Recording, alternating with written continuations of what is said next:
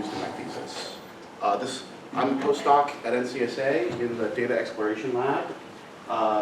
And this work has been in collaboration with Matt Turk and Jasper Kowalik as far as the publicly released from the data part, and then the science part with Mark Krumholtz and John Forbes.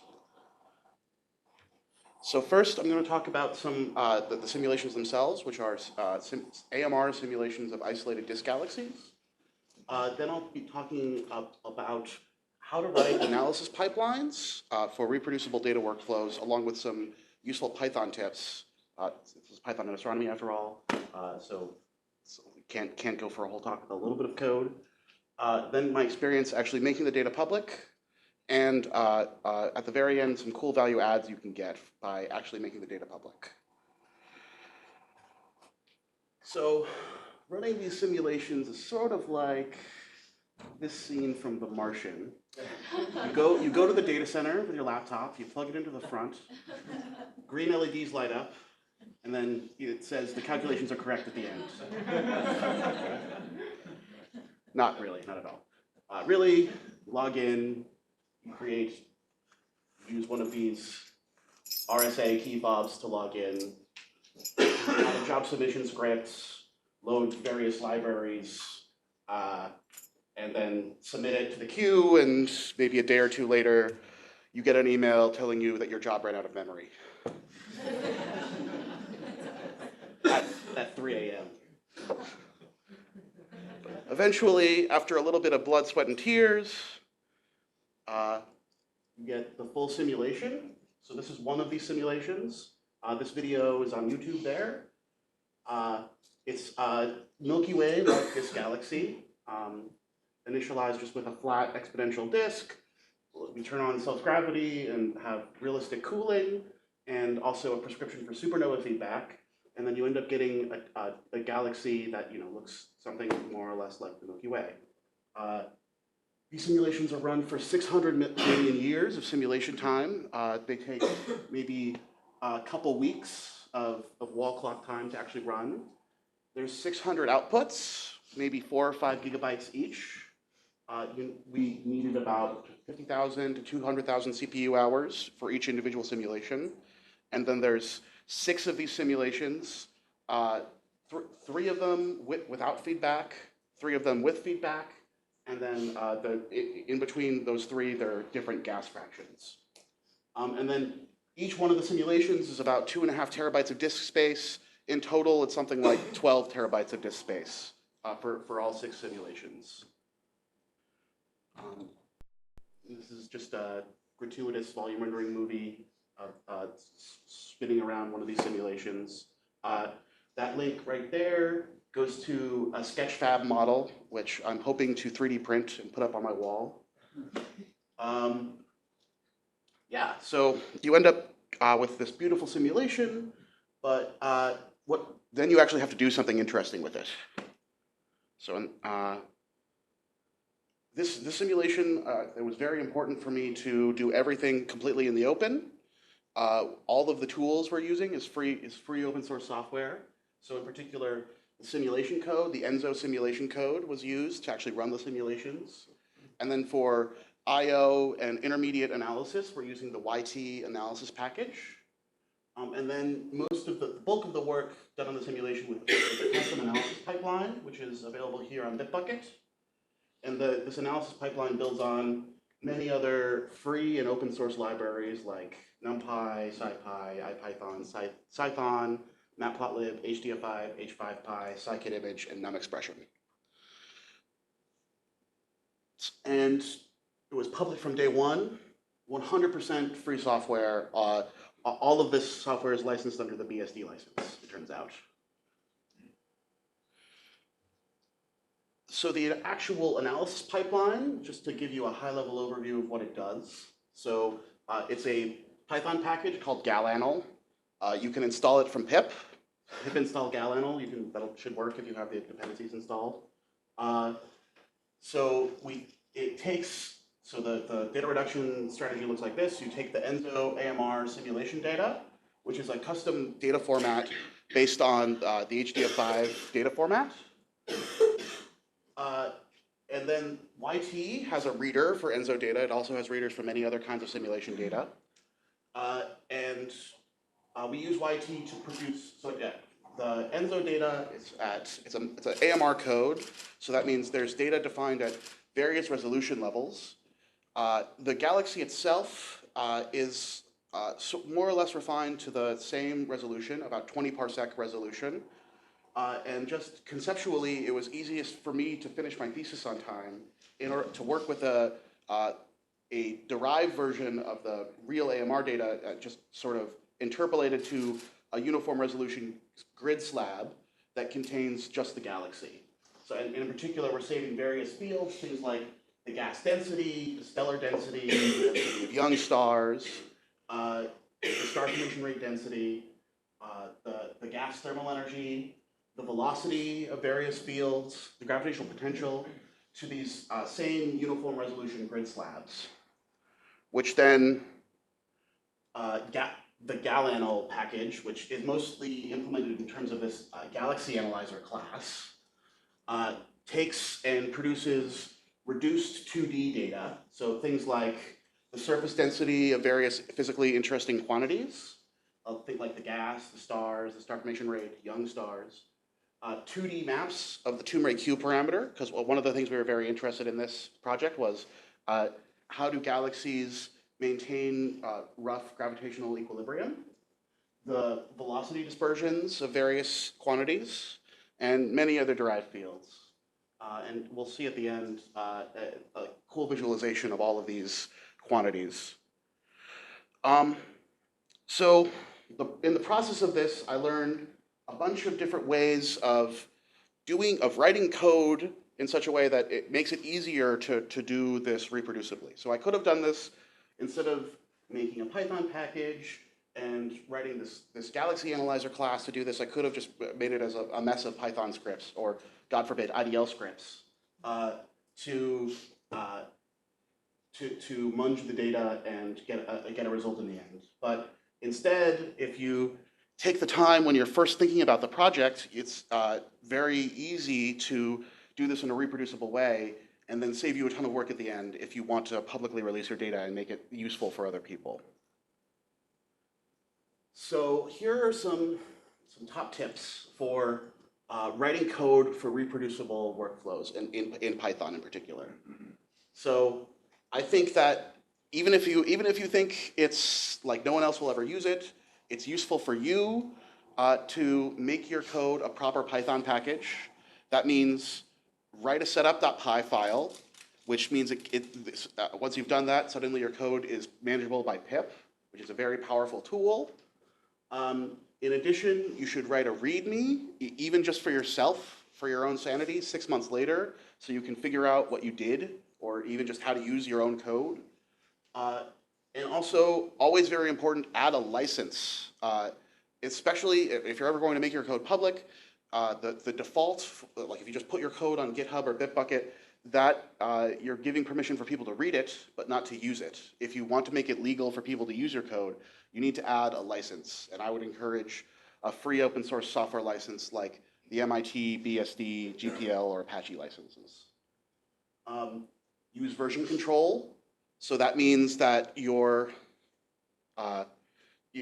if you make a mistake, that's reflected in the history of the code base. Or if you want to figure out how you implemented something, you can look back in time and be like, oh, okay, this is how I did this. I can look at this commit and when was this line added. And, or if there's a bug introduced, Git and Mercurial have this excellent bisect command that lets you figure out the exact commit that introduced a bug if you know that sometime in the past this bug wasn't there, but suddenly it was introduced. So version control isn't just for the history; it makes your life easier. So these simulation data sets are very large, so it's important to cache intermediate results so you're not wasting especially when you're debugging, you might change one thing and then you have to wait 45 minutes in order for the code to get to the place where the bug is triggered again.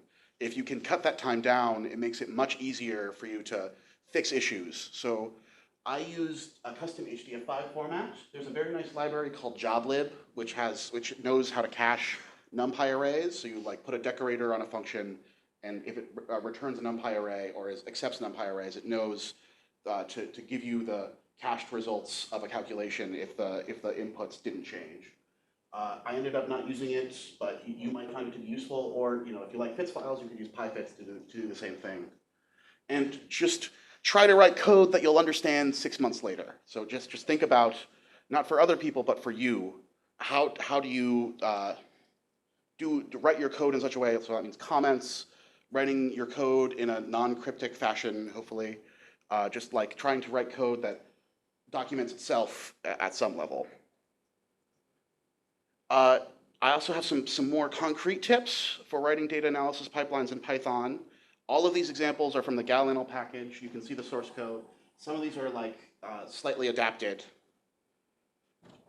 So here's a great tip that I use all the time nowadays. The class method decorator lets you create a function that takes your class itself. So one application of this is you can initialize an object without going through the dunder init method. So in particular, Galaxy Analyzer has a save to HDF5 method, which saves a cached version of the Galaxy Analyzer object. So it serializes it to disk. And then you can do galaxyanalyzer.from HDF5 file with the data that's written out by save to HDF5. And then suddenly you can get back the data that you had before without having to recalculate everything. Another useful tip, profile and re-implement slow functions in Python. So this is a Python function that I wrote in order to, what it does is it calculates the intercepts between a circle and a line. And it turns out that this function at one point in the analysis pipeline gets called hundreds of thousands of times. And Python functions have a lot of overhead, so if you're calling a function many, many, many times, that overhead adds up, and it turns out that most of the analysis pipeline was spent in this one really simple function that's basically doing a little bit of math. One reason Scython is awesome, so you can take this function and add some type annotations, give the compiler some hints. So if you squint, you might be able to tell that this is the exact same code. All that's different is, so for example, the inputs are now, we're telling the compiler that the inputs are doubles. The local variables are now defined as CDEF doubles, so that these are C doubles. And then this section is more or less the same. The only difference is instead of calling NumPy intrinsics, we're calling functions in the C math library. But this function is now about 1,000 times faster than it was before. So you can get really excellent speedups by just adding some type annotations to a function. Another really awesome way to speed up your code is to use OpenMP. Scython has functions that let you generate code that has OpenMP directives inside of it. So in particular, this parallel.prange function. So this for loop gets split up among as many processors as you have available, and as well as this for loop. So it's not really important what's going on in this code. Just know that there's this parallel.prange function. And what this allowed me to do, so like about a year ago, this is HTOP, which tells you the CPU usage on a compute node, and I'm using almost 100% of the CPU available. I split it up over 8 MPI tasks, and each task is using 400% of the CPU available. So you can much more easily access all of the computational capacity that you have available to you on modern multi-core systems by doing this stuff. And I didn't have to know anything about OpenMP to use this. All I needed to know was that there's this parallel.prange function, and suddenly my code is 32 times faster than if I were just running it on one processor. So the data itself is publicly available at these two URLs. Really, all that we did was we just put it on mounted it on a disk, and then put a web server behind that at the Nginx web server. Data, if I have Wi-Fi right now. Uh-oh. That's no good.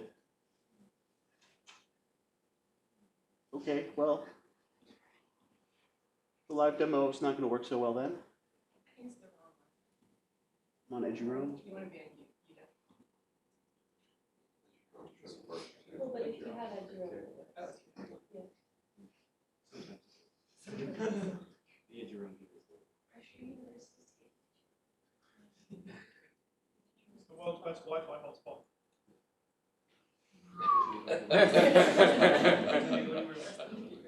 Did you cut and paste from the Blackboard?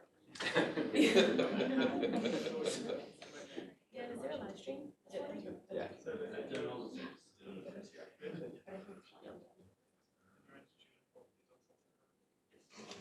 And you notice he came holding onto it here, so yes, they have. Sorry about this. 46 L. capital L lowercase s slash 62 capital X That was it. lowercase a slash 95 capital P lowercase j.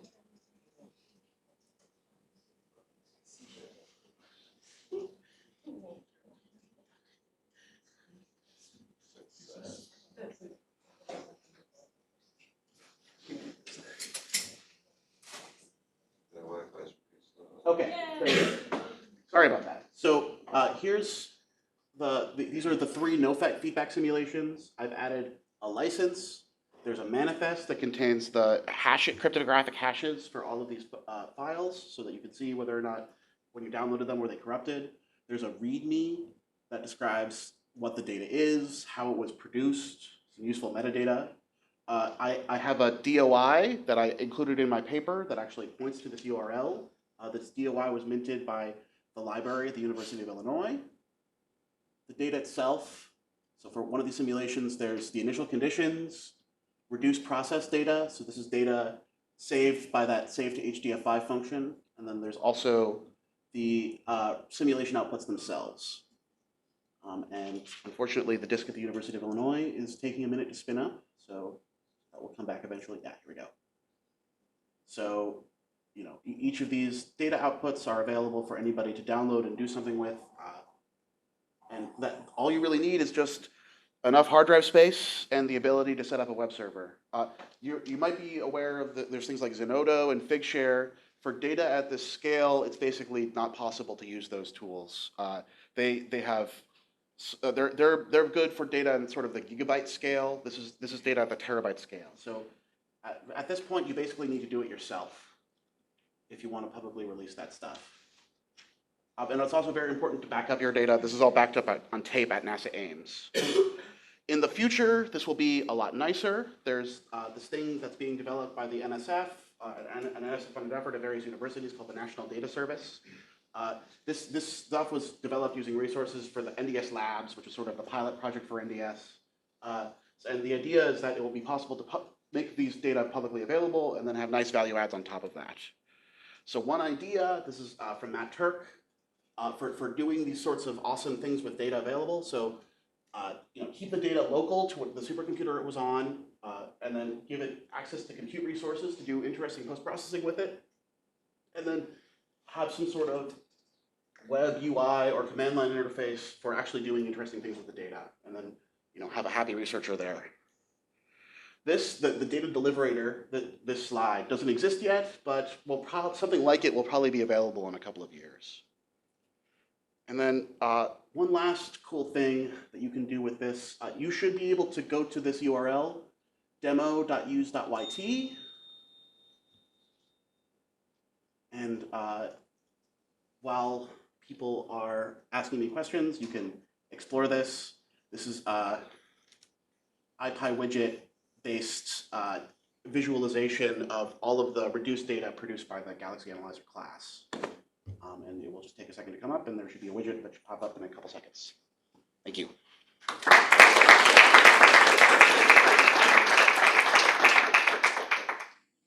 We probably have time for one question. I don't have a question, but I just want to comment that PyAstro16 has been deprecated and everyone should use astropy.io.fix. Yeah, sorry about that. That's what I meant. One more. I have 2 questions. Don't make me choose. I'll give you an option. I have a question about how you identify where in your code things were taking the most time. And then my second question is, has the University of Illinois library essentially promise to give your data set, like, let's say you were Raptor tomorrow, are they gonna maintain your data set like they would a library collection? I'll answer the second one. The first one is just profiling. Python -MC profile is very powerful. The second one, we signed an MOU agreement with them saying that we are going to manage the data. If the data ever disappears, then the DOI will end on a graveyard page saying that the data is no longer available. No. I'm not aware of anybody that is able to actually archive data at this scale. So basically, we're going to try to make this data available as long as possible. Hopefully in a few years it will be possible to deposit this in a real archive that will be available forever. But right now, we agreed to manage it ourselves, and then if it ever goes away, then we tell the university library that it's gone, and the DOI will still be there, but it'll end in a graveyard page. So yeah, it's not perfect right now, especially for really large data sets. Hopefully that will be better in the future. Okay, let's thank our speaker.